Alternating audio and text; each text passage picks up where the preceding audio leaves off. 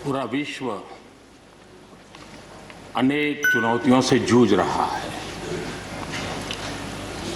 शायद ही किसी ने सोचा होगा कि मानव जात को ऐसे कठिन दौर से गुजरना पड़ेगा। ऐसी चुनौतियों के बीच इस दशक के प्रारंभ में ही हमारे आदरणीय राष्ट्रपति जी ने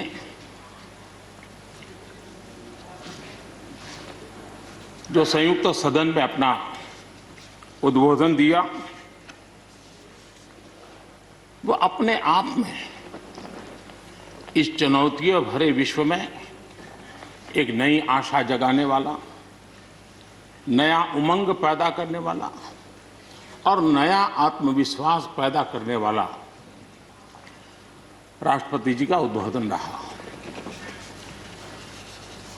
आत्मनिर्भर भारत की राह दिखाने वाला और इस दशक के लिए एक मार्ग प्रशस्त करने वाला राष्ट्रपति जी का उद्बोधन रहा। आदरणीय सभापति जी, मैं राष्ट्रपति जी का तहे दिल से आभार व्यक्त करने के लिए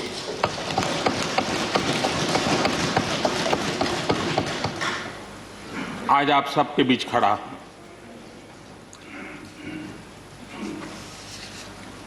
राज्यसभा में करीब 13-14 घंटे तक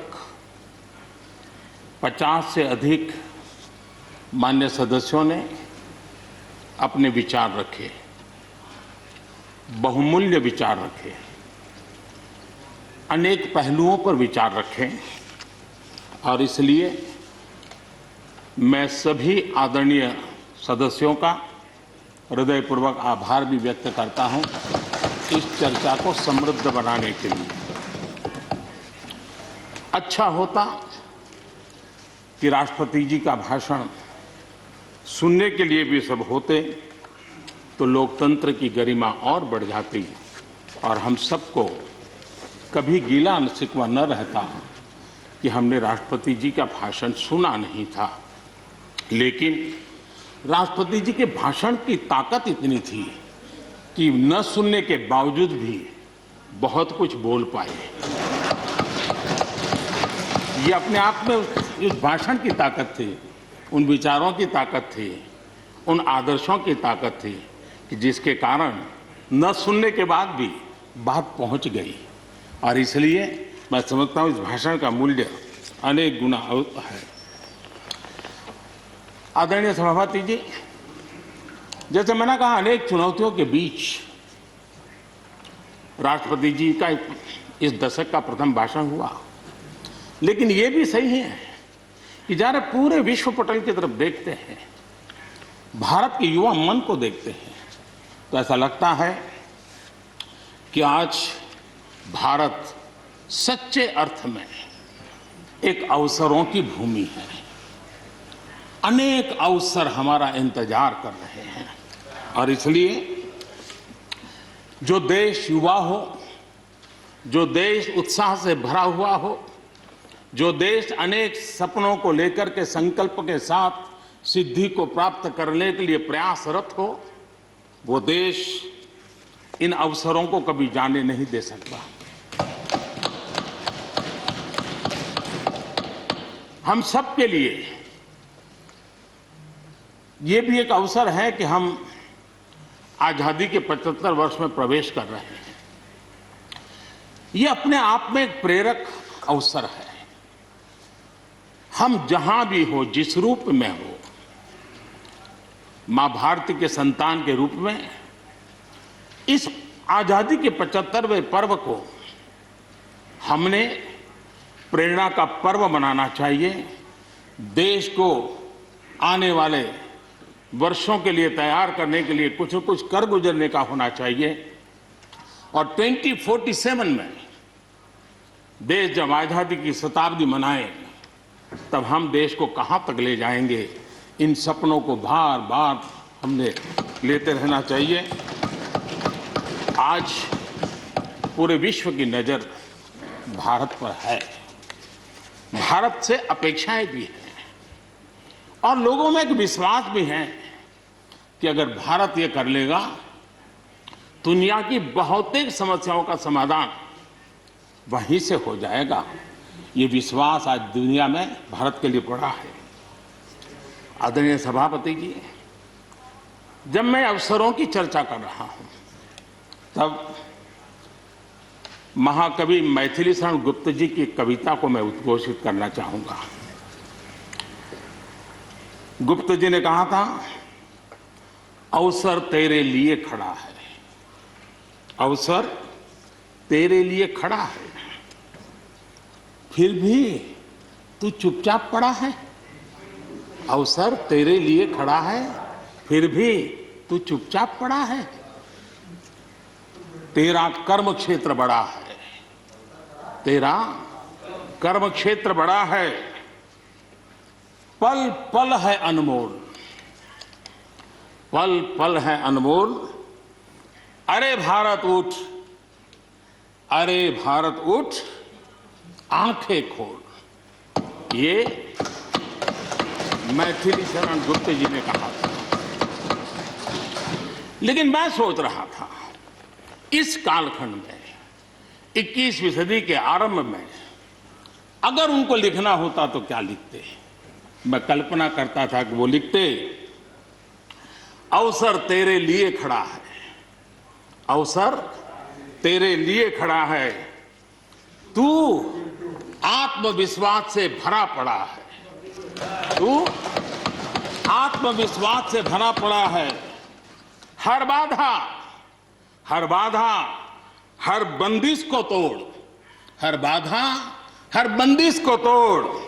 अरे भारत, अरे भारत, आत्मनिर्भरता के पथ पर दौड़, आत्मनिर्भरता के पथ पर दौड़।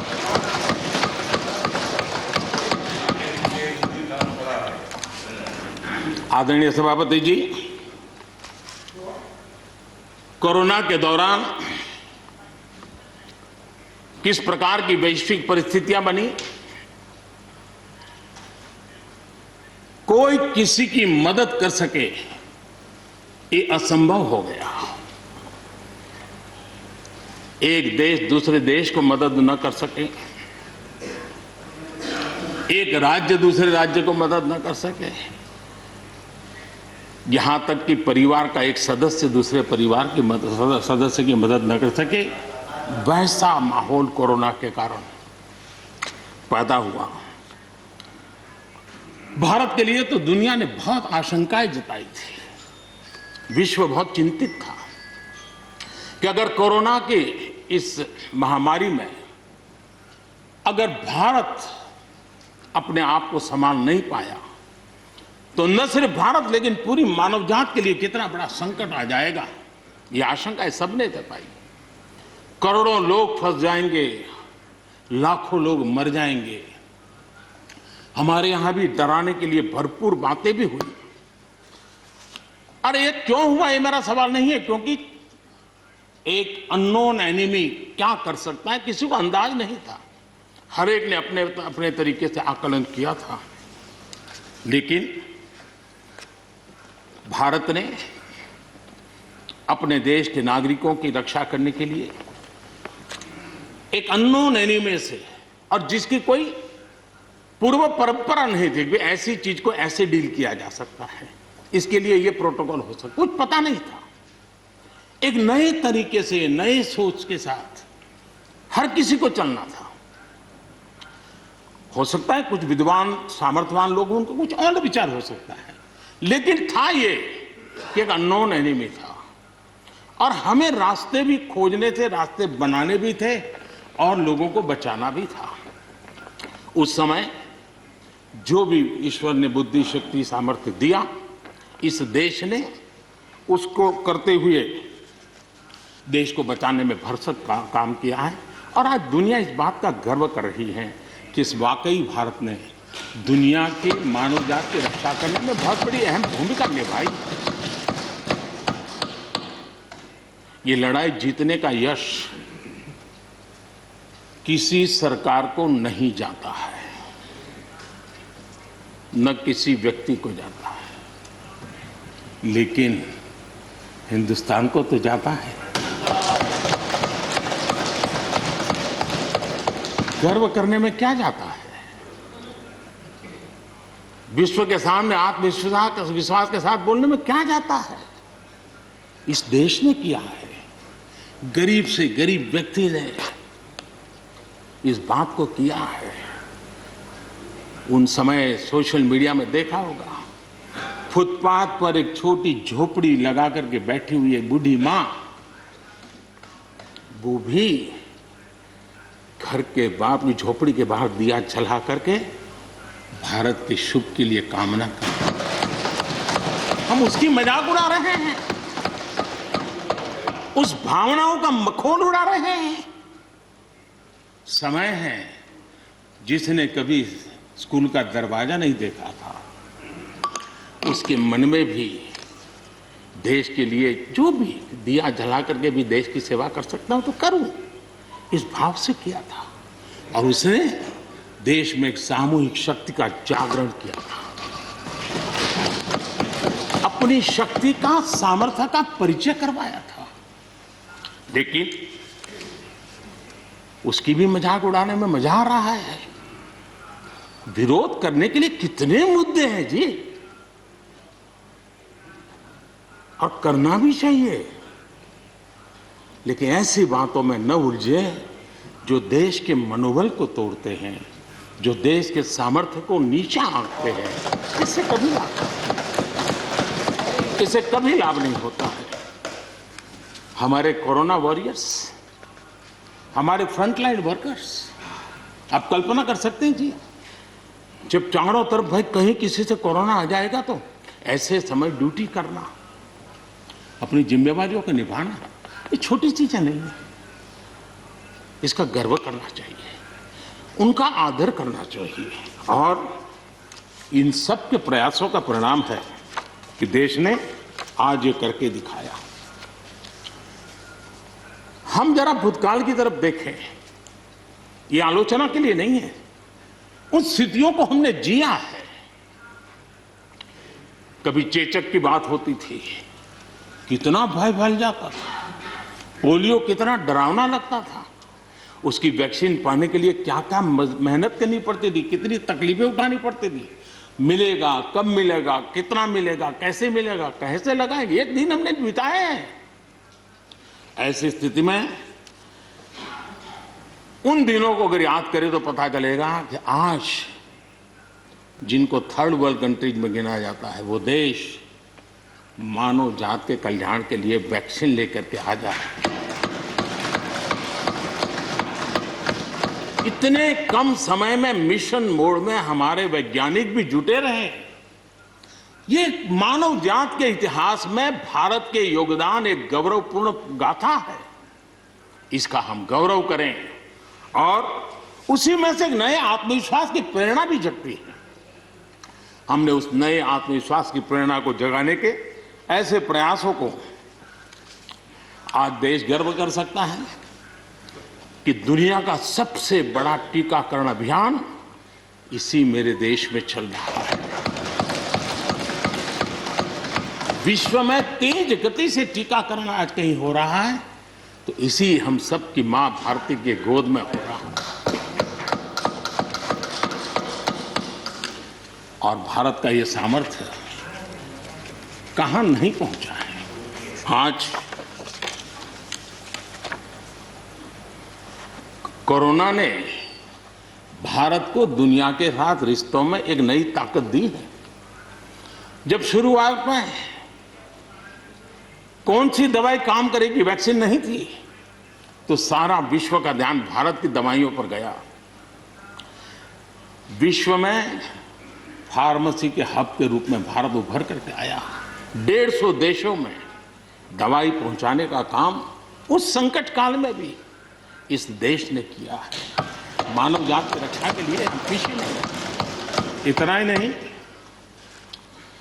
इन समय वैक्सीन के संबंध में भी विश्व बड़े गर्व के साथ कहता है कि हमारे पास भारत की वैक्सीन आ गई है, हमारे पास भारत की वैक्सीन आ गई है। हम सबको मालूम है कि दुनिया के बड़े बड़े अस्पताल में भी बड़े बड़े लोग भी जब ऑपरेशन कराने जाते हैं, कोई बड़े मेजर ऑपरेशन के लिए, और ऑपरेशन थिएटर में जाने के बाद प्रक्रिया सुनने के पहले उसकी आंखें ढूंढती है कि कोई हिंदुस्तानी डॉक्टर है कि नहीं है। और जैसे ही एकाध टीम के अंदर एकाध भी हिंदुस्तानी डॉक्टर दिखता है ना, उसका विश्वास हो जाता है अब ऑपरेशन। ये देश ने कमाया है, इसका हमें गर्व होना चाहिए, और इसलिए इसी गर्व को लेकर के हम आगे बढ़ रहे हैं। इस कोरोना में जैसे वैश्विक संबंधों में भारत ने अपनी एक विशिष्ट पहचान बनाई है, अपना स्थान बनाया है, वैसे ही भारत ने हमारे फेडरल स्ट्रक्चर को इस कोरोना के कालखंड में हमारी अंतर्भूत ताकत क्या है, संकट के समय हम कैसे मिलकर के काम कर सकते हैं, एक ही दिशा में सब शक्तियां लगा करके हम कैसे प्रयास कर सकते हैं, ये केंद्र और राज्य ने मिलकर के करके दिखाया है। मैं राज्यों को भी, क्योंकि इस सदन में राज्यों की अपनी फ्लेवर होती है, और इसलिए इस सदन में तो मैं विशेष रूप से राज्यों का भी अभिनंदन करता हूं, और कोऑपरेटिव फेडरलिज्म को ताकत देने का काम, इस कोरोना के संकट को अवसर में पलटने का काम हमारे सभी ने किया है, इसलिए सब कोई अभिनंदन के अधिकारी हैं। यहां पर लोकतंत्र को लेकर के काफी उपदेश दिए गए, बहुत कुछ कहा गया और लेकिन मैं नहीं मानता हूं कि जो बातें बताई गई हैं देश का कोई भी नागरिक इस पर भरोसा करेगा। भारत का लोकतंत्र ऐसा नहीं है कि जिसकी खाल हम इस प्रकार से उधेड़ सकते हैं। ऐसी गलती हम न करें। और मैं श्रीमान डेरेक जी की बात सुन रहा था, बढ़िया बढ़िया शब्दों का प्रयोग हो रहा था, फ्रीडम ऑफ स्पीच,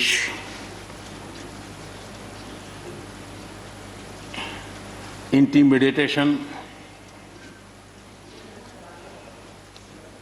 हाउडिंग। जब शब्द सुन रहा था तो लग रहा था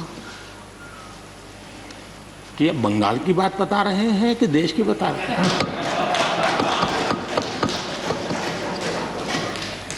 स्वाभाविक है, 24 घंटे वही देखते हैं, वही सुनते हैं, तो वही बात शायद गलती से यहाँ बता दी होगी। कांग्रेस के हमारे बाजवा साहब भी काफ़ी अच्छा बता रहे थे इस बार, और इतना लंबा खींच करके बता रहे थे तो मुझे लग रहा था बस आप थोड़ी देर में ये इमरजेंसी तक पहुंच जाएंगे। मुझे लग रहा था थोड़ी देर में एक कदम बार बाकी है, वो 84 तक पहुंच जाएंगे, लेकिन वो वहां नहीं गए। खैर, कांग्रेस देश को बहुत निराश करती है, आपने भी निराश कर दिया।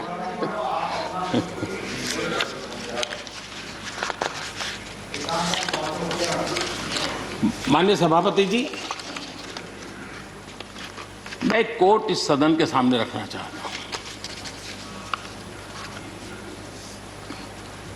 और खास करके लोकतंत्र पर जो लोग शक उठाते हैं, भारत की मूलभूत शक्ति पर जो शक उठाते हैं, उनको तो मैं विशेष आग्रह से कहूंगा कि इसको समझने का प्रयास करें। हमारा लोकतंत्र किसी भी मायने में वेस्टर्न इंस्टीट्यूशन नहीं है, ये एक ह्यूमन इंस्टीट्यूशन है।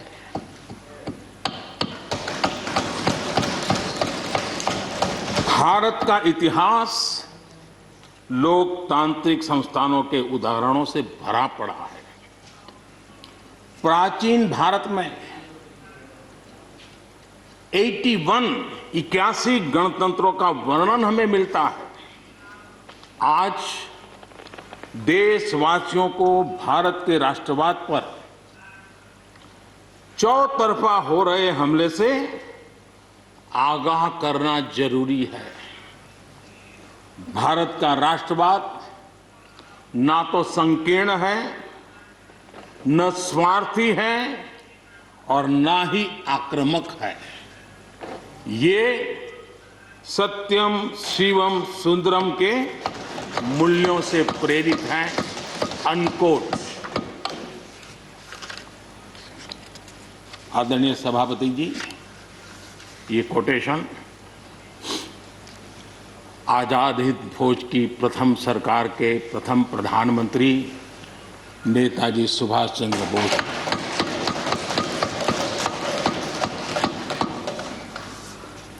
और संयोग है कि 125वीं जयंती आज हम मना रहे हैं।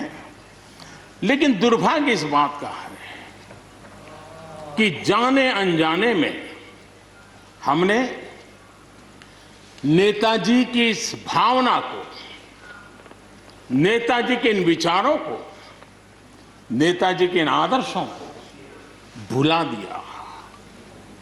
और उसका परिणाम है कि आज हम ही हमको कोसने लग गए। मैं तो कभी कभी हैरान हो जाता हूं। दुनिया जो हमें कोई शब्द पकड़ा देती है, हम भी उसको पकड़ करके चल पड़ते हैं। दुनिया की सबसे बड़ी डेमोक्रेसी, दुनिया की सबसे बड़ी डेमोक्रेसी, दुनिया की सबसे बड़ी डेमोक्रेसी सुनते हैं, हमको भी अच्छा लगता है। हाँ यार, भारत विश्व की सबसे बड़ा लोकतंत्र। लेकिन हमने अपने युवा पीढ़ी को ये सिखाया नहीं कि भारत ये मदर ऑफ डेमोक्रेसी है, ये लोकतंत्र की जननी है। हम सिर्फ बड़ा लोकतंत्र है ऐसा नहीं है, यह देश लोकतंत्र की जननी है। ये बात हमें हमारी आने वाली पीढ़ियों को सिखानी होगी और हमें गर्व से इस बात को बोलना होगा, क्योंकि हमारे पूर्वजों ने विरासत हमें दी है। भारत की शासन व्यवस्था डेमोक्रेटिक है। सिर्फ इसी वजह से हम लोकतांत्रिक देश नहीं है।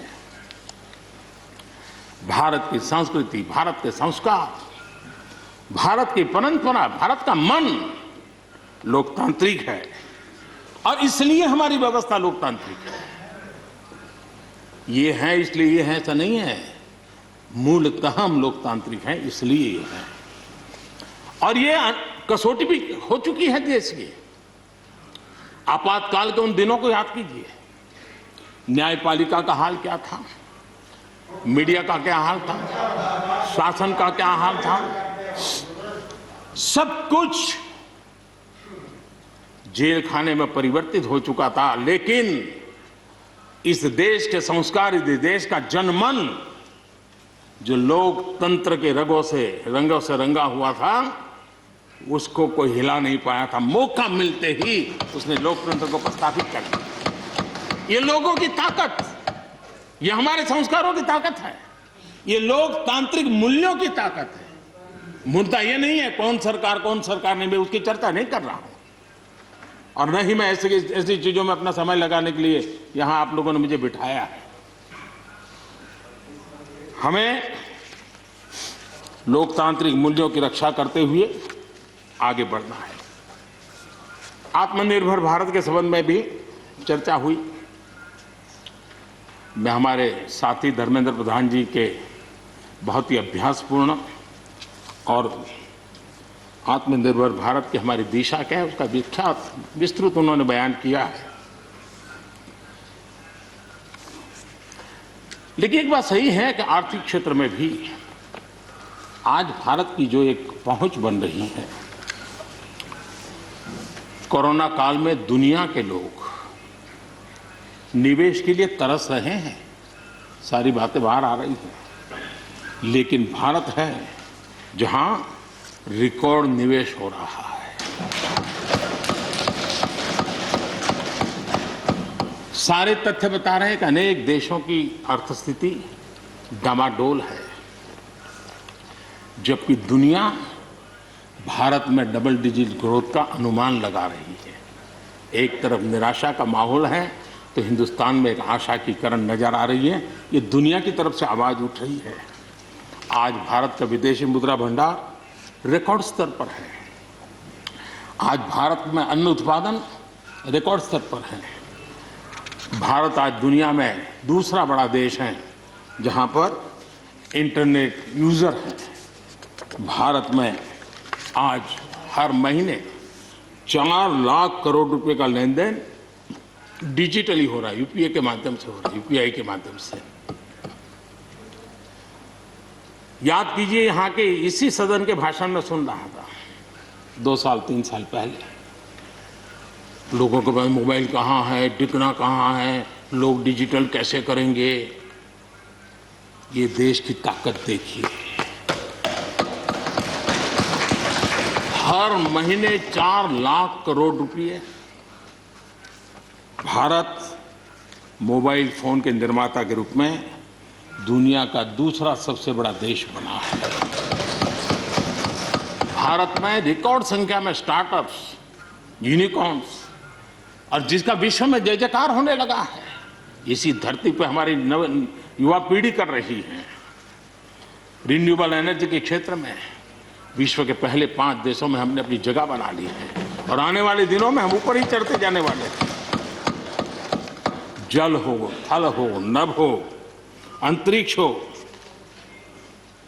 भारत हर क्षेत्र में अपनी रक्षा के लिए अपने सामर्थ्य के साथ खड़ा है।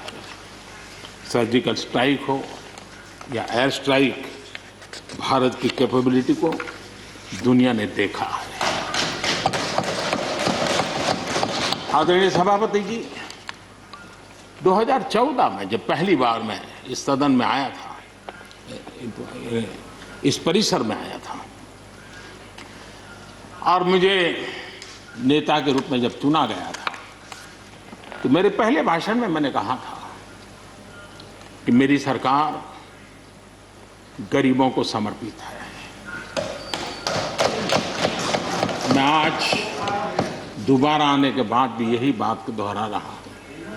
और हम न हमारी डायरेक्शन बदली है, न हमने डाइल्यूट किया है, न डाइवर्ट किया है। उसी मिजाज के साथ हम काम कर रहे हैं, क्योंकि इस देश में आगे बढ़ने के लिए हमें गरीबी से मुक्त होना ही होगा। हमें प्रयासों को जोड़ते ही जाना होगा। पहले के प्रयास हुए होंगे तो उसमें और जोड़ना ही पड़ेगा। हम रुक नहीं सकते, जितना कर लिया बहुत है, नहीं रुक सकते, हमें और करना ही होगा। आज मुझे खुशी है कि जो मूलभूत आवश्यकता है ईज ऑफ लिविंग के लिए, और जिसमें से आत्मविश्वास पैदा होता है, और एक बार गरीब के मन में आत्मविश्वास भर गया, गरीब खुद गरीबी को चुनौती देने की ताकत के साथ खड़ा हो जाएगा। गरीब किसी का मदद के मोहताज नहीं रहेगा। तो मेरा अनुभव है, और इसलिए मैं कहता हूँ, मुझे खुशी है 10 करोड़ से ज्यादा शौचालय बने, 41 करोड़ से ज्यादा लोगों के बैंक खाते खुले, 2 करोड़ से अधिक गरीबों के घर बने, 8 करोड़ से अधिक मुफ्त गैस के कनेक्शन दिए गए, 5 लाख रुपए तक मुफ्त इलाज गरीब की जिंदगी में एक बहुत बड़ी ताकत बनकर के उभर रही है। ऐसी अनेक योजनाएं जो गरीबों के जीवन में बदलाव ला रही हैं, नया विश्वास पैदा कर रही हैं। आदरणीय सभापति जी, चुनौतियां हैं। अगर चुनौतियां न होती, ऐसा कहीं कुछ नजर नहीं आएगा। दुनिया का समृद्ध में समृद्ध देश, उसको भी चुनौतियां होती हैं। उसकी चुनौतियां अलग प्रकार की होगी, हमारी चुनौतियां अलग प्रकार की है। लेकिन तय हमें यह करना है कि हम समस्या का हिस्सा बनना चाहते हैं कि हम समाधान का हिस्सा बनना चाहते हैं। बस ये पतली सी रेखा है। अगर हम समस्या का हिस्सा बने तो राजनीति तो चल जाएगी, लेकिन अगर हम समाधान का माध्यम बनते हैं तो राष्ट्रनीति को 4 चांद लग जाते हैं। और इसलिए हमारा दायित्व है, हमें वर्तमान पीढ़ी के लिए भी सोचना है, हमें भावी पीढ़ी के लिए भी सोचना है। समस्या है, लेकिन मुझे विश्वास है हम साथ मिलकर काम करेंगे आत्मविश्वास से काम करेंगे तो हम स्थितियों को भी बदलेंगे और हम इच्छित परिणाम भी प्राप्त कर सकेंगे, ये मेरा पक्का विश्वास है। आदरणीय सभापति जी, सदन में किसान आंदोलन की भरपूर चर्चा हुई है।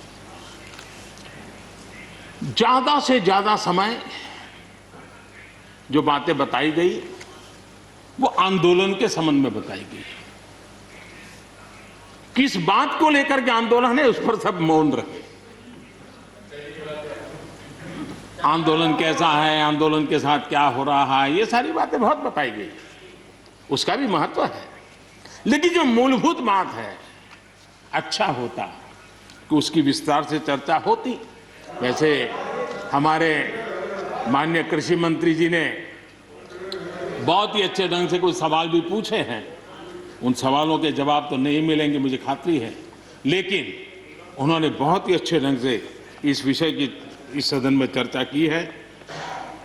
मैं आदरणीय देवेगौड़ा जी का बहुत आभारी हूं कि उन्होंने इस पूरी चर्चा को एक गांधीर्य दिया और उन्होंने सरकार के जो अच्छे प्रयास है उसकी सराहना भी की, क्योंकि वो किसानों के लिए समर्पित रहे हैं जीवन भर, और उन्होंने इस सरकार के प्रयासों की सराहना भी की और उन्होंने अच्छे सुझाव भी दिए। मैं आदरणीय देवेगौड़ा जी का हृदय से आभार व्यक्त करता हूं। आदरणीय सभापति जी, खेती की मूलभूत समस्या क्या है, उसकी जड़ें कहां है, मैं आज पूर्व प्रधानमंत्री चौधरी चरण सिंह जी ने जो विस्तार से वो बताया था उसी का जिक्र करना चाहता हूं। बहुत लोग हैं जो चौधरी साहब की विरासत संभालने का गर्व करते हैं, वो जरूर इस बात को समझने का शायद प्रयास करेंगे। वो अक्सर 1970-71 जो एग्रीकल्चर सेंसस हुआ था उसका जिक्र उनकी भाषण में हमेशा आता था और उल्लेख करते थे। चौधरी चरण सिंह जी ने क्या कहा था, उनका कोट है, किसानों का सेंसस लिया गया तो 33% किसान ऐसे हैं जिनके पास जमीन 2 बीघे से कम है, 2 बीघे नहीं है, 2 बीघे तक है, 2 बीघे से कम। 18% जो किसान कहलाते हैं उनके पास 2 बीघे से 4 बीघे जमीन है, यानी आधा हेक्टर से 1 हेक्टर, ये 51% किसान है। ये चाहे कितनी मेहनत करे अपनी छोटी सी जमीन पर इनकी गुजर ईमानदारी से उसमें हो नहीं सकती। ये चौधरी चरण सिंह जी का कोट है। छोटे किसानों की दयनीय स्थिति चौधरी चरण सिंह जी के लिए बहुत ही हमेशा पीड़ा देती थी और हमेशा उसकी चिंता करते थे। अब हम आगे देखें, ऐसे किसान जिनके पास 1 हेक्टर से भी कम जमीन होती है, 1971 में वे 51% थे, आज 68% हो चुके हैं। यानी देश में ऐसे किसानों की संख्या बढ़ रही है जिनके पास बहुत थोड़ी सी जमीन है।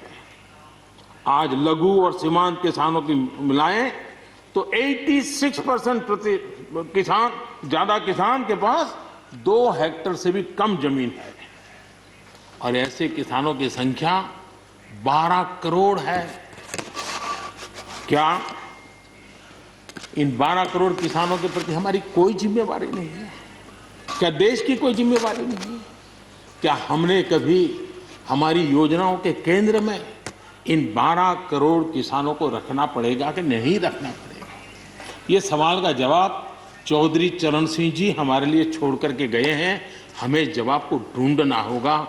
हमें चौधरी चरण सिंह जी को सच्ची श्रद्धांजलि देने के लिए भी इस काम के लिए जिसको जो सूझे, जिसको मौका मिले, सबने करना होगा, तब जाकर के हम इन कर सकते हैं। अब पहले की सरकारों की सोच में छोटा किसान था क्या? अगर एक बार हम थोड़ा सोचेंगे तो ध्यान आएगा। मैं आलोचना के लिए नहीं कह रहा, लेकिन हमने सचमुच में, हम सब ने सोचने की आवश्यकता है। जब हम चुनाव आते ही एक कार्यक्रम करते हैं कर्ज माफी, अब वो किसान का कार्यक्रम है कि वोट का कार्यक्रम है, वो तो हिंदुस्तान में हर कोई भली भांति जानता है। लेकिन जब कर्ज माफी करते हैं तब छोटा किसान उससे वंचित रहता है, उसके नसीब में कुछ नहीं आता है, क्योंकि कर्ज माफी जो बैंक से लोन लेता है उसके लिए होती है। छोटा किसान का बेचारा बैंक में खाता नहीं, वो कार लोन लेने जाएगा। हमने छोटे किसान के लिए नहीं किया है, भले ही हमने राजनीति कर ली हो। 1-2 एकड़ जमीन वाले किसान जिसके पास बैंक का खाता भी नहीं है, न वो कर्ज लेता है, न कर्ज माफी का फायदा उसको मिलता है। उसी प्रकार से पहले की फसल बीमा योजना क्या थी? एक प्रकार से वो बीमा जो बैंक गारंटी के रूप में काम करता था, और वो भी छोटे किसान के लिए तो नसीब ही नहीं होता था। वो भी उन्हीं किसानों के लिए होता था जो बैंक से लोन लेता था और उसका इंश्योरेंस होता था, तो बैंक वालों को भी एक विश्वास हो जाता था, चल जाता था। आज 2 हेक्टेयर से कम कितने किसान हो गए जो बैंक से लोन? सिंचाई की सुविधा भी छोटे किसान के नसीब नहीं हुई।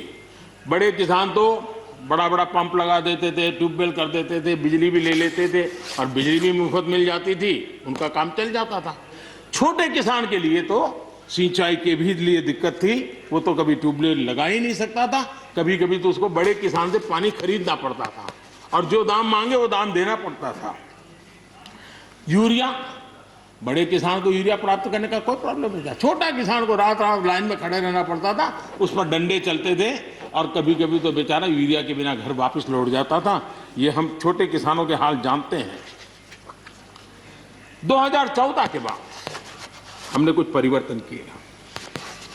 हमने फसल बीमा योजना का दायरा बढ़ा दिया ताकि किसान, छोटा किसान भी उसका फायदा ले सके, और बहुत मामूली रकम से ये काम शुरू किया। और पिछले 4-5 साल में फसल बीमा योजना के तहत 90,000 करोड़ रुपए, ये छोटी रकम नहीं है, 90,000 करोड़ रुपए उसके क्लेम किसानों को मिले। कर्ज माफी से भी आंकड़ा बड़ा हो जाता है। छोटा किसानों का किसान क्रेडिट कार्ड, हमारे यहाँ किसान क्रेडिट कार्ड हुए, लेकिन बड़े किसानों तक गए और वो बैंक से बहुत ही, कुछ तो राज्यों में 0% से ब्याज से उनको मिल जाते थे पैसे, और उनके कोई न कोई दो धंधा व्यापार होता था, पैसे वहाँ भी लग जाते थे। छोटे किसान के नसीब में ये नहीं था। हमने तय किया हिंदुस्तान के हर किसान को किसान क्रेडिट कार्ड देंगे। इतना ही नहीं, हमने उसका तो दायरा फिशरमैन तक भी बढ़ा दिया ताकि वो भी इसका फायदा उठा सके। और 2.25 करोड़ से ज़्यादा किसानों तक ये किसान क्रेडिट का काम पहुंच चुका है, और बाकी भी राज्यों से आग्रह कर रहे हैं कि लगातार उसको आगे बढ़ाएं ताकि ज़्यादा से ज़्यादा किसान इसका लाभ उठा सकें, और राज्यों की मदद जितनी ज़्यादा मिलेगी उतना ज़्यादा ये काम हो जाएगा। उसी प्रकार से हम एक योजना ले आए, प्रधानमंत्री सम्मान निधि योजना। सीधे किसान के खाते में, और ये गरीब किसान को, जिसके पास कभी इस प्रकार की मदद नहीं पहुंची। 10 करोड़ ऐसे परिवार हैं जिनको इसका लाभ मिल गया। और अगर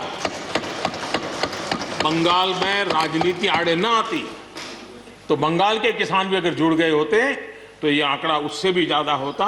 और अब तक 1,15,000 करोड़ रुपया इन किसानों के खाते में गया। ये गरीब छोटे किसान, उनके पास गया है। हमारी सब योजनाओं के केंद्र बिंदु में सॉइल हेल्थ कार्ड, हमने 100% सॉइल हेल्थ कार्ड की बात कही ताकि हमारे छोटे किसान को भी उसकी जमीन कैसी है, कौन सी उपज के लिए योग्य होगा। हमने 100% सॉइल हेल्थ कार्ड के लिए काम किया। उसी प्रकार से हमने यूरिया का निमकोटी 100% किया। 100% के पीछे इरादा हमारा यही था कि गरीब से गरीब किसान तक भी यूरिया पहुंचने में रुकावट ना हो, यूरिया डाइवर्ट होता है बंद हो, और उसमें हम सफल भी हुए। छोटे और सीमांत किसानों के लिए हमने पहली बार पेंशन की सुविधा की योजना लेकर के आए और मैं देख रहा हूं कि धीरे धीरे हमारे छोटे किसान भी आ रहे हैं। उसी प्रकार से प्रधानमंत्री ग्राम सड़क योजना ये सिर्फ एक रोड नहीं है, ये किसानों की गांव की जिंदगी को बदलने का एक बहुत बड़े यश रेखा होती है और इसलिए हमने उस पर भी बल दिया। पहली बार हमने किसान रेल की कल्पना की। छोटा किसान का माल बिकता नहीं था, आज किसान रेल के कारण गांव का किसान रेलवे के माध्यम से मुंबई के बाजार तक अपना माल बेचने लगा, फल सब्जी बेचने लगा है, उसका लाभ ले रहा है, छोटे किसान को फायदा हो रहा है। किसान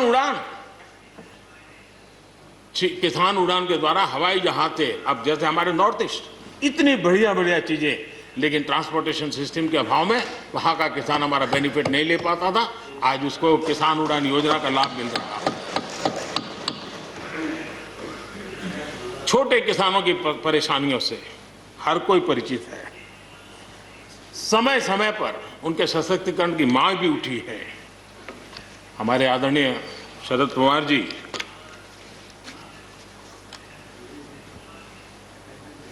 और कांग्रेस के भी हर किसी ने, हर सरकार ने कृषि सुधारों की वकालत की है।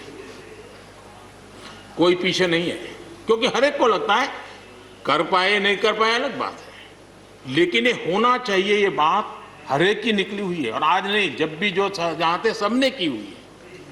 और शरद राव जी ने तो अभी एक बयान भी दिया कि मैं सुधारों के पक्ष में हूं। ठीक है, पद्धति के संबंध में उनके मन में सवाल है, लेकिन सुधारों का विरोध नहीं किया है और इसलिए मैं समझता हूं कि हमें इस विषय में हमारे साथी श्रीमान सिंधिया जी ने बहुत ही अच्छे ढंग से कई पहलुओं पर इस कानून को लेकर के यहाँ पर ये सारी बातें पिछले 2 दशक से लगातार चल रही है, हर फोरम में चली है। ऐसा नहीं है कि कोई हमारे आने के बाद हर ने कहा और हर एक को लगा कि अब समय आ गया, हो जाए, अब समय आ गया। ये ठीक है, फुट स्टॉप कॉमा कोई इधर उधर हो सकता है, कोई ये दावा नहीं कर सकता है कि भाई हमारे समय की सोच बहुत ही बढ़िया थी। मैं भी दावा नहीं कर सकता हूं कि हमारे समय की सोच बढ़िया है, 10 साल के बाद कोई नई सोच आ ही नहीं सकती। ऐसा नहीं होता है जी। ये समाज जीवन परिवर्तनशील होता है। आज के समय हमें जो ठीक लगा चलो चले, आगे सुधार करेंगे, नई चीजों को जोड़ेंगे, यही तो प्रगति का रास्ता होता है जी। रुकावटें डालने से प्रगति कहां होती है जी। और इसलिए लेकिन मैं हैरान हूं, अचानक यू टर्न ले लिया भाई, ऐसा क्यों किया? ठीक है, आप आंदोलन के मुद्दों को लेकर के इस सरकार को घेर लेते, लेकिन साथ साथ किसानों को भी कहते हैं कि भाई बदलाव बहुत जरूरी है, बहुत साल हो गए, अब नई चीजों को लेना पड़ेगा, तो देश आगे बढ़ता है। लेकिन अब मुझे लगता है कि राजनीति इतनी हावी हो जाती है कि अपने ही विचार छूट जाते हैं। लेकिन जो ये सब कर रहे हैं अच्छा है। आदरणीय डॉक्टर मनमोहन सिंह जी यहाँ मौजूद है, मैं उन्हीं का एक कोट आज पढ़ना चाहता हूँ। हो सकता है जो यू टर्न कर रहे हैं वो मेरी बात माने या न माने, मनमोहन सिंह जी की तो बात जरूर मानेंगे। There are other rigidities because of the whole marketing regime set up in the 1930s, which prevent our farmers from selling their produce where they get the highest rate of return. It is our intention to remove all those handicaps which come in the way of India realizing its vast potential as one large common market. ये आदरणीय मनमोहन सिंह जी का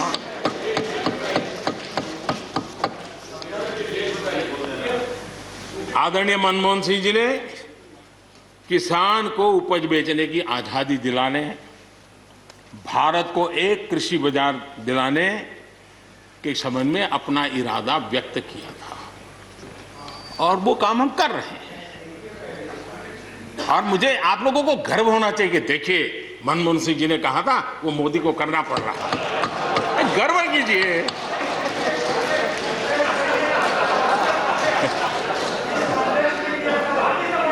please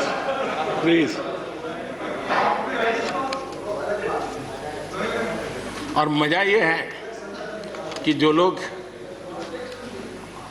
political बयानबाजी करते हैं उछल उछल करके, उनके राज्यों में भी जब उनको मुकाबला है, इसी में से आधा अधूरा कुछ न कुछ किया ही किया है हर किसी ने। यहाँ जो विरोध में दल है उनकी भी जहाँ सरकारें हैं वहाँ आधा अधूरा कुछ न कुछ तो किया ही है, क्योंकि उनको भी मालूम है रास्ते का रास्ता तो यही है। और मैंने देखा इस चर्चा में लॉ का जो स्पिरिट है उस पर किसी की चर्चा नहीं हुई है। शिकायत दिया गया तरीका ठीक नहीं था, जल्दी कर दिया, इसको नहीं पूछा, ये रहता है। वो तो परिवार में शादी होती है तो भी फूफी नाराज होकर के कहती है मुझे कहाँ बुलाया। वो तो रहता है, इतना बड़ा बड़ा परिवार है तो रहता ही है।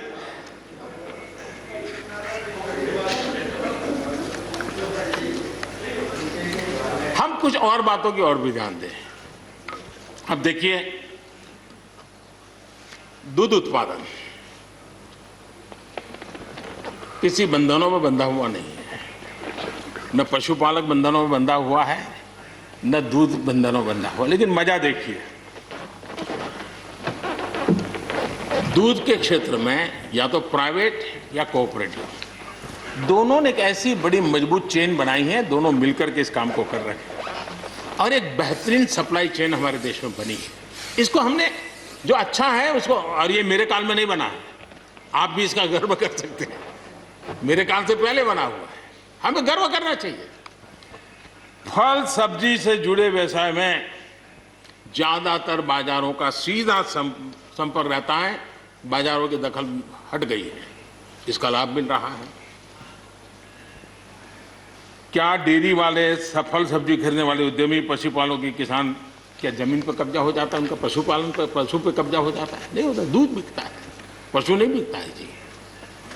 हमारे देश में डेयरी उद्योग का योगदान कृषि अर्थव्यवस्था के कुल मूल्य में 28% से भी ज्यादा है।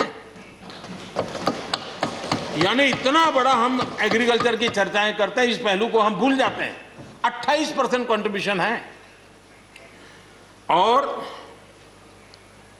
करीब करीब 8 लाख करोड़ रुपयों का कारोबार है। जितने रुपये का दूध होता है उसका मूल्य अनाज और दाल दोनों मिला ले तो उससे ज्यादा है। हम कभी इस तरफ देखते ही नहीं है। पशुपालकों को पूरी आजादी, अनाज और दाल पैदा करने वाले छोटे और सीमांत किसानों को जैसे पशुपालक को आजादी मिली है, इनको आजादी क्यों नहीं मिलनी चाहिए? और इन सवालों के जवाब हम ढूंढेंगे तो हम सही रास्ते पर चलेंगे। आदरणीय सभापति जी, ये बात सही है, जैसा हम लोगों की स्वभाव रहा है, घर में भी थोड़ा सा भी परिवर्तन करना हो तो घर में भी एक तनाव शुरू है। चेयर यहाँ क्यों रखी, टेबल यहाँ क्यों रखा, घर में भी होता है। इतना बड़ा देश है और जिस प्रकार की परंपराओं से हम पले बड़े हैं, तो ये मैं स्वाभाविक मानता हूँ। जब भी कोई नई चीज आती है तो थोड़ा बहुत रहता ही हमारे यहाँ, क्योंकि असमंजस की स्थिति भी रहती है। लेकिन जरा वो दिन याद कीजिए जब हरित क्रांति की बातें होती थी। हरित क्रांति के समय जो कृषि सुधार हुए, तब भी जो आशंकाएं हुई, जो आंदोलन हुए, ये वेल डॉक्यूमेंटेड है और ये देखने जैसा है। कृषि सुधार के लिए सख्त फैसले लेने के उस दौर में शास्त्री जी का हाल ये था कि अपने साथियों में से कोई कृषि मंत्री बनने को तैयार नहीं होता था, क्योंकि लगता था कि ऐसा है हाथ जल जाएंगे और किसान नाराज हो जाएंगे तो मेरी तो राजनीति समाप्त हो जाएगी। ये शास्त्री जी के समय की घटनाएं हैं। और अंत में शास्त्री जी को सी सुब्रमण्यम जी को कृषि मंत्री बनाना पड़ा था और उन्होंने रिफॉर्म्स की बातें की। योजना आयोग ने भी उसका विरोध किया था। मजा देखिए, योजना आयोग ने भी विरोध किया था। वित्त मंत्रालय सहित पूरी कैबिनेट के अंदर भी विरोध का स्वर उठा था। लेकिन देश की भलाई के लिए शास्त्री जी आगे बढ़े और लेफ्ट पार्टी जो आज भाषा बोलते हैं ना, वही उस समय बोलते थे। वो यही कहते हैं, अमेरिका के इशारे पर शास्त्री जी ये कर रहे हैं, अमेरिका के इशारे पर कांग्रेस ये कर रही है। सारे जितना आज मेरे खाते में जमा है ना, वो पहले आपके यहाँ बैंक में अकाउंट में था।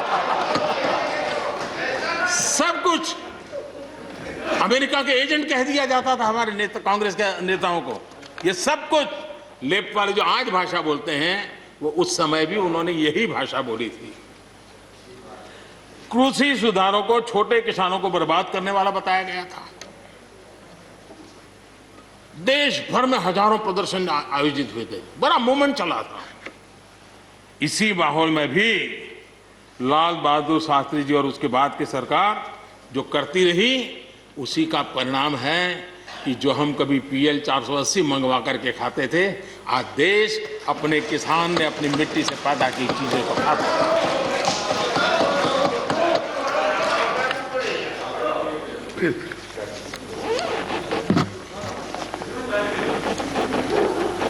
रिकॉर्ड उत्पादन के बावजूद भी हमारे कृषि क्षेत्र में समस्याएं हैं। कोई ये तो मना नहीं कर सकता है समस्याएं नहीं है, लेकिन समस्याओं का समाधान हम सबको मिलकर के करना होगा। और मैं मानता हूं कि अब समय ज्यादा इंतजार नहीं करेगा। हमारे राम गोपाल जी ने बहुत ही अच्छी बात कही कि उन्होंने कहा कि कोरोना लॉकडाउन में भी हमारे किसानों ने रिकॉर्ड उत्पादन किया। सरकार ने भी बीज, खाद, सारी चीजें कोरोना काल में भी पहुंचाने में कोई कमी नहीं होने दी, कोई संकट नहीं आने दिया, और उसका सामूहिक परिणाम मिला कि देश के पास यह भंडार भरा रहा। उपज की रिकॉर्ड खरीदी भी इस कोरोना काल में ही हुई। तो मैं समझता हूं कि हमने नए नए उपाय खोज करके आगे बढ़ना होगा। और जैसा मैंने कहा, कोई भी हम कई कानून है, हर कानून में 2 साल 5 साल के बाद, कभी 2 महीने 2-3 महीने के बाद सुधार करते ही करते हैं। हम कोई स्टैटिक अवस्था में जीने वाले लोग थोड़े हैं जी। जब अच्छे सुझाव आते हैं तो अच्छे सुधार भी आते हैं, और सरकार भी अच्छे सुझावों को, और सिर्फ हमारी नहीं, हर सरकार ने अच्छे सुझावों को स्वीकार किया। यही तो लोकतंत्र की परंपरा है। और इसलिए अच्छा करने के लिए अच्छे सुझावों के साथ, अच्छे सुधारों की तैयारी के साथ हम सबको आगे बढ़ना चाहिए। मैं आप सबको निमंत्रण देता हूं, आइए हम देश को आगे ले जाने के लिए, कृषि क्षेत्र की समस्याओं का समाधान करने के लिए आंदोलनकारियों को समझाते हुए हमने देश को आगे ले जाना होगा। हो सकता है कि शायद आज नहीं तो कल जो भी यहाँ होगा, किसी न किसी को ये काम करना ही पड़ेगा। आज मैंने किया है, गालियाँ मेरे खाते में जाने दो, लेकिन इस अच्छा करने में आप जुड़ जाओ। बुरा हो मेरे खाते में, अच्छा हो आपके खाते में, आओ मिलकर के चले।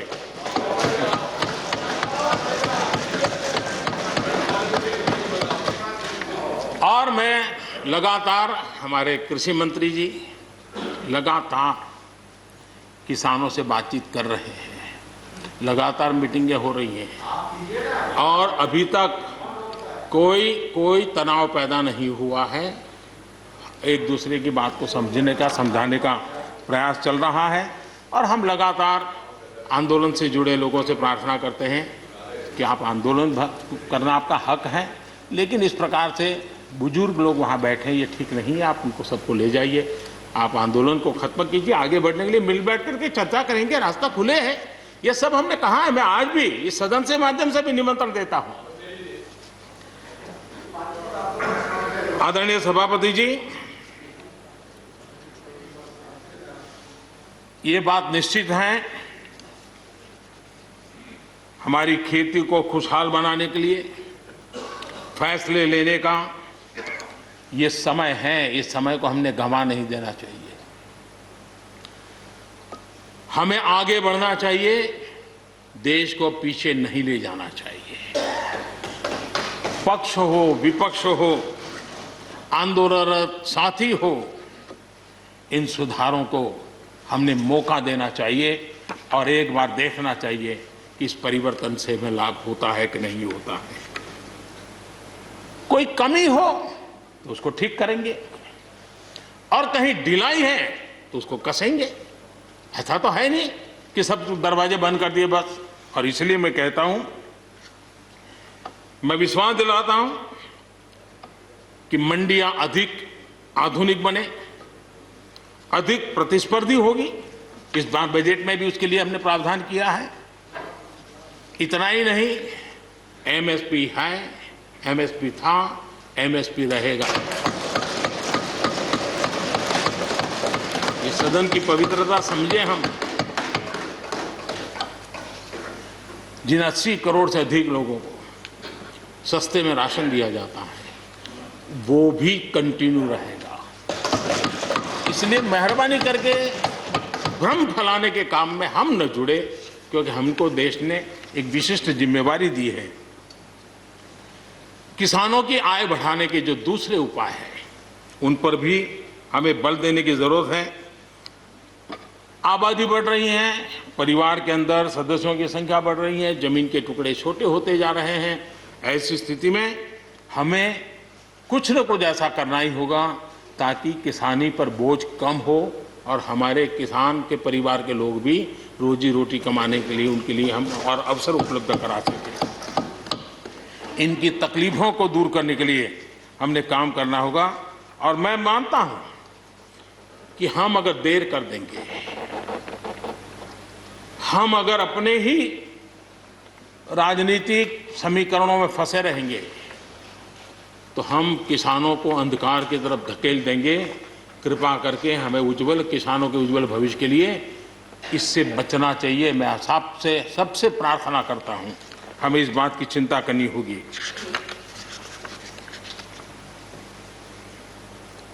आदरणीय सभापति जी, डेयरी और पशुपालन हमारे कृषि क्षेत्र के साथ बढ़ावा देने की जरूरत है ताकि हमारा किसान पगभर हो।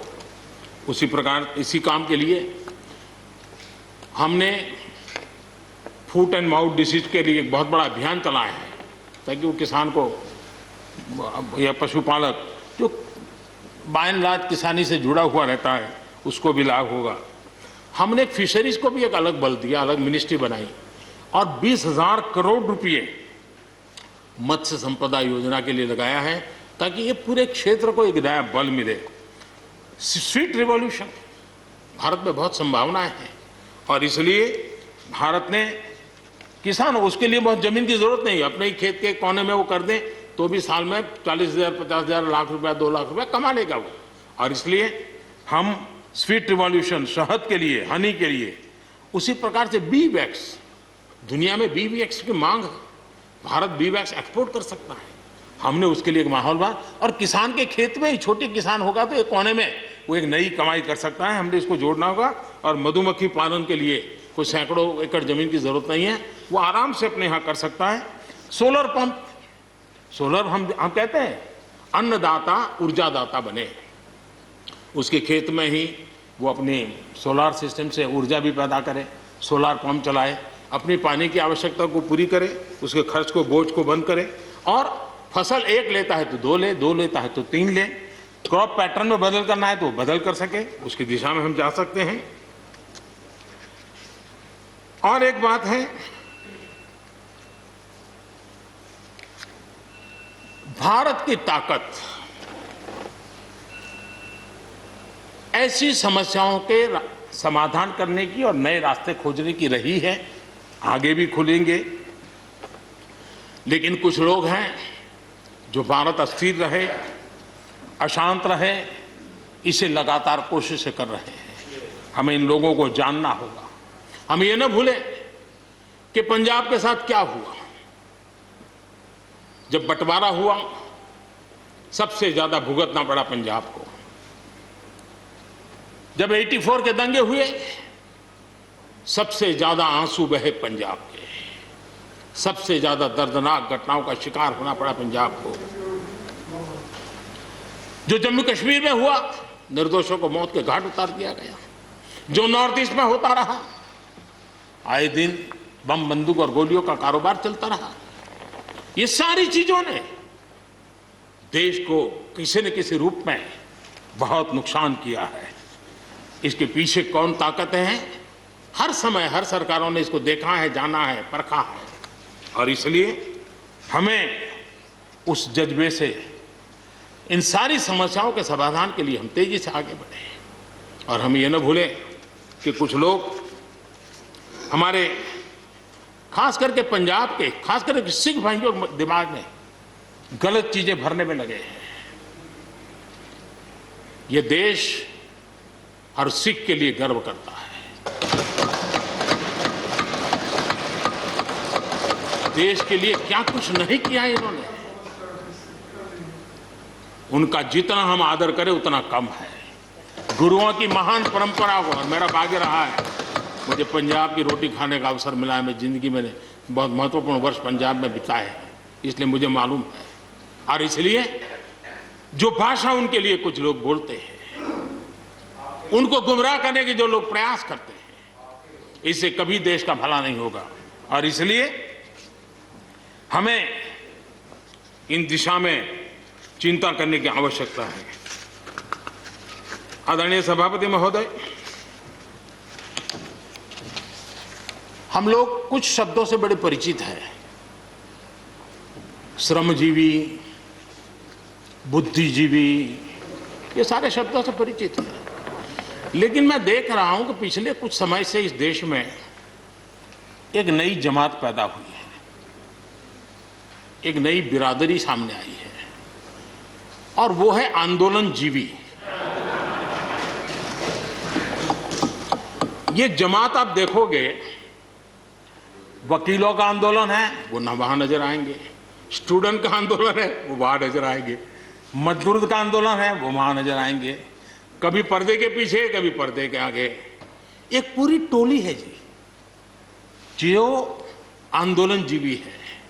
वो आंदोलन के बिना जी नहीं सकते हैं और आंदोलन से जीने के लिए रास्ते खोजते रहते हैं।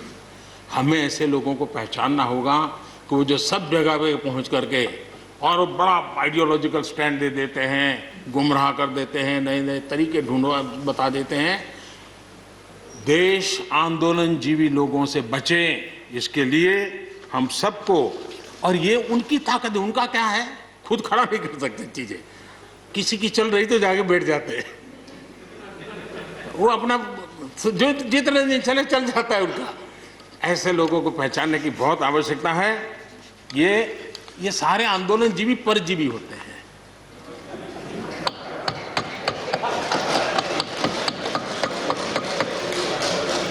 और यहां पर सब लोगों को मेरी बात से आनंद इसलिए होगा कि आप जहां जहां सरकारें चलाते होंगे, आपको भी ऐसे परजीवी आंदोलनजीवियों का अनुभव होता होगा।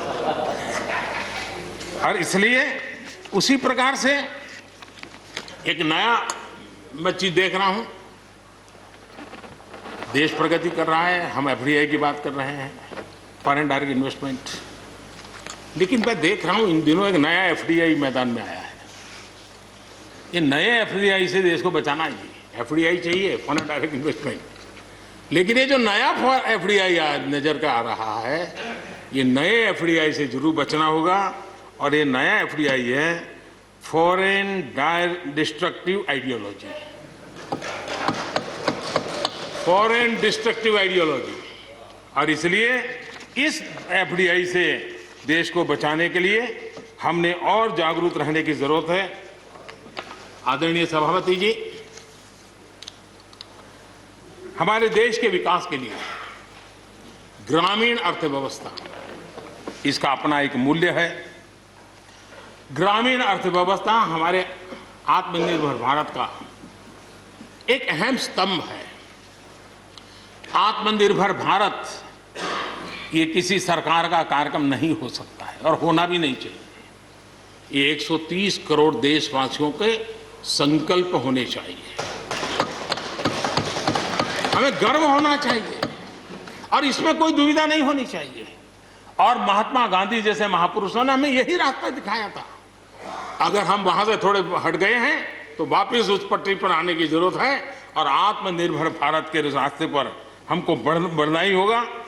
गांव और शहर की खाई को अगर हमें पाटना है तो उसके लिए भी हमें आत्मनिर्भर भारत की ओर बढ़ना ही होगा। और मुझे विश्वास है कि हम उन बातों को लेकर के जब आगे बढ़ रहे हैं तो हमारे देश के सामान्य मानवी का विश्वास बढ़े। जैसे अभी प्रश्नोत्तर काल के अंदर जल जीवन मिशन की चर्चा हो रही थी। इतने कम समय में 3 करोड़ परिवारों तक घर में पीने का पानी पहुंचाने का नल कनेक्शन देने का काम हो चुका है। आत्मनिर्भरता तभी संभव जब अर्थव्यवस्था में सभी की भागीदारी हो। हमारी सोनल बहन ने अपने भाषण में बहनों बेटियों की भागीदारी पर फोकस करने की उन्होंने विस्तार से चर्चा की। कोरोना काल में चाहे राशन हो, आर्थिक मदद हो या मुफ्त गैस सिलेंडर, सरकार ने हर तरह से एक प्रकार से हमारी माताओं बहनों को असुविधा ना हो इसकी पूरी चिंता करने का प्रयास किया है और उन्होंने एक शक्ति बनकर के चीजों को संभालने में मदद भी की है। जिस तरह इस मुश्किल परिस्थिति में हमारे देश की नारी शक्ति ने बड़े धैर्य के साथ परिवार को संभाला, परिस्थितियों को संभाला है, कोरोना के इस लड़ाई में हर परिवार की मातृशक्ति की बहुत बड़ी भूमिका रही है और उनका मैं जितना धन्यवाद करूं उतना कम। बहनों बेटियों का हौसला और मैं समझता हूं कि आत्मनिर्भर भारत में अहम भूमिका हमारी माताएं बहनें निभाएगी, मुझे पूरे विश्वास है। आज युद्ध क्षेत्र में भी हमारी बेटियों की भागीदारी बढ़ रही है। नए नए जो लेबर कोड बनाए हैं उसमें भी बेटियों के लिए हर सेक्टर में काम करने के लिए समान वेतन का हक दिया गया है। मुद्रा योजना से 70% जो लोन ली गई है वो हमारी बहनों के द्वारा ली गई है, यानी एक प्रकार से एडिशन। करीब 7 करोड़ महिलाओं की सहभागिता से 60 लाख से ज्यादा सेल्फ हेल्प ग्रुप आज आत्मनिर्भर भारत के प्रयासों को एक नई ताकत दे रहे हैं। भारत की युवा शक्ति पर हम जितना जोर लगाएंगे, हम जितने अवसर उनको देंगे, मैं समझता हूं कि वो हमारे देश के लिए, भविष्य के लिए, उज्जवल भविष्य के लिए एक मजबूत नींव बनेंगे। जो राष्ट्रीय एजुकेशन पॉलिसी आई है उस राष्ट्रीय एजुकेशन पॉलिसी में भी हमारी युवा पीढ़ी के लिए नए अवसर देने का प्रयास हुआ है और मुझे खुशी है कि एक लंबा अरसे समय गया एजुकेशन पॉलिसी पर चर्चा में, लेकिन उसकी स्वीकृति जिस प्रकार से देश में हुई है एक नया विश्वास पैदा किया है और मुझे विश्वास है कि ये नई एजुकेशन पॉलिसी, नई राष्ट्रीय शिक्षा नीति हमारे देश के लिए एक नए तरीके से पढ़ने का विचार दिखा आगे। हमारा एमएसएमई सेक्टर, रोजगार के सबसे ज्यादा अवसर एमएसएमई सेक्टर को मिल रहे हैं और जब कोरोना काल में जो स्टिमुलस की बात हुई उसमें भी एमएसएमई पर पूरा ध्यान दिया गया और उसी का परिणाम है कि आर्थिक रिकवरी में आज हमारे एमएसएमई बहुत बड़ी भूमिका निभा रहे हैं और हम इसको आगे बढ़ा रहे हैं। हम लोग प्रारंभ से सबका साथ, सबका विकास, सबका विश्वास का मंत्र लेकर के चल रहे हैं और उसी का परिणाम है कि नॉर्थ ईस्ट हो या नक्सल प्रभावित क्षेत्र, धीरे धीरे वहाँ हमारी समस्याएं कम होती जा रही हैं और समस्याएं कम होने के कारण, सुख और शांति का अवसर पैदा होने के कारण विकास की मुख्य धारा में ये हमारे सभी साथियों को आने का अवसर मिल रहा है। अब भारत के उज्जवल भविष्य में ईस्टर्न इंडिया बहुत बड़ी भूमिका निभाएगा, ये मैं साफ देख रहा हूँ और उसको हम पूरी मजबूती से काम रहे। मैं आदरणीय गुलाम नबी जी को सुन रहा था, वैसे भी बड़ी मृदुता, सौम्यता और कभी भी कटु शब्द का उपयोग न करना ये गुलाम नबी जी की विशेषता रही है और मैं मानता हूँ कि हम सभी जो सांसदगण हैं उन्होंने उनसे ये सीखने जैसी चीज़ है और इसलिए मैं उनका आदर भी करता हूँ। और उन्होंने जम्मू कश्मीर में जो चुनाव हुए उसकी तारीफ की। उन्होंने कहा कि बहुत लंबे समय से, और उन्होंने ये भी कहा कि मेरे दिल में जम्मू कश्मीर विशेष है और स्वाभाविक भी है, उनके दिल में ये होना, पूरे हिंदुस्तान के दिल में जम्मू कश्मीर उसी भाव से भरा पड़ा हुआ है। जम्मू कश्मीर आत्मनिर्भर बनेगा उस दिशा में हमारा, वहाँ पंचायत के चुनाव हुए, बीडीसी के चुनाव हुए, डीडीसी के चुनाव हुए और इन सब की सराहना गुलाम नबी जी ने की है। इस प्रशंसा के लिए मैं आपका बहुत आभारी हूँ, लेकिन मुझे डर लगता है, आपने प्रशंसा की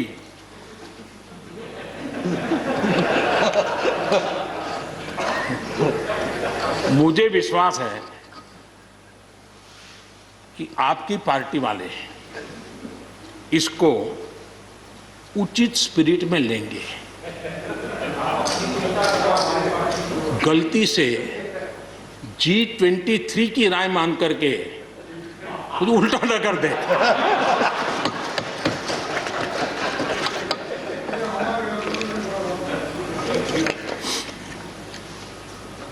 आदरणीय सभापति महोदय,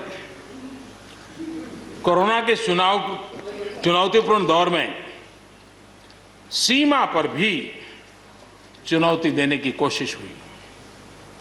हमारे वीर जवानों के हौसले और कुशलता ने सटीक जवाब दिया है। हर हिंदुस्तानी के इस बात का गर्व होना चाहिए। मुश्किल परिस्थितियों में भी हमारे जवान डट करके खड़े रहे हैं। तमाम साथियों ने भी हमारे जवानों के शौर्य की सराहना की है, मैं उनका आभारी हूं। LAC पर जो स्थिति बनी है उस पर भारत का रुख बहुत स्पष्ट है और देश इसको भली भांति देख भी रहा है और गर्व भी कर रहा है। बॉर्डर इंफ्रास्ट्रक्चर और बॉर्डर सिक्योरिटी को लेकर हमारी प्रतिबद्धता में किसी प्रकार की ढील आने का सवाल ही नहीं होता है, गुंजाइश ही नहीं है। और जो लोग हमारा लालन पालन और हमारे विचारों का हमारा उछेर देखते हैं वो कभी इस विषय में हमें सवाल ही नहीं करेंगे। उनको मालूम है हम इसके लिए डटे हुए रहने वाले लोग हैं और इसलिए हम इन विषयों में कहीं पर भी पीछे नहीं हैं। आदरणीय सभापति जी, इस सदन की उत्तम चर्चा के लिए मैं सबका धन्यवाद करते हुए आखिर में एक मंत्र का उल्लेख करते हुए अपनी वाणी को मैं विराम दूंगा। हमारे यहाँ वेदों में एक महान विचार प्राप्त होता है, वो हम सब के लिए 130 करोड़ देशवासियों के लिए ये मंत्र अपने आप में बहुत बड़ी प्रेरणा है।